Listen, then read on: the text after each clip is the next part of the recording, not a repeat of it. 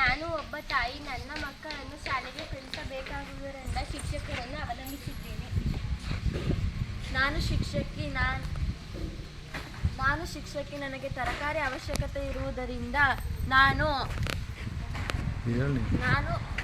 ನನಗೆ ತರಕಾರಿ ಅವಶ್ಯಕತೆ ಇರುವುದರಿಂದ ನಾನು ವ್ಯಾಪಾರಿಯನ್ನು ಅವಲಂಬಿಸುತ್ತೇನೆ. ನಾನು ವ್ಯಾಪಾರಿ. ನನಗೆ ಹುಷಾರಿಲ್ಲದ ಕಾರಣ ನಾನು ವೈದ್ಯರನ್ನು ಅವಲಂಬಿಸಿದ್ದೇನೆ.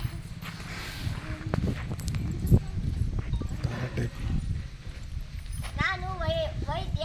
ನನಗೆ ಆಸ್ತಿ ಸಮಸ್ಯೆ ಇರುವುದರಿಂದ ನಾನು ವಕೀಲರನ್ನು ಅವಲಂಬಿಸಿದ್ದೇನೆ. ನಾನು ಲಾಯರ್. ನಾನು ನನ್ನ ಅಣ್ಣನನ್ನು ಕ್ಷೌರ ಮಾಡಿಸಲು ಕ್ಷೌರಿಕನನ್ನು ಅವಲಂಬಿಸಿದ್ದೇನೆ. ನಾನು ಒಬ್ಬ ಕ್ಷೌರಿಕ. ನನ್ನ ಮಗ ದೂರದ ಊರಿನಲ್ಲಿ ಇರುವ ಕಾರಣ ಅವನಿಗೆ ಪಾರ್ಸಲ್ ಕಳಿಸಬೇಕಾಗಿರುವುದಿಲ್ಲ.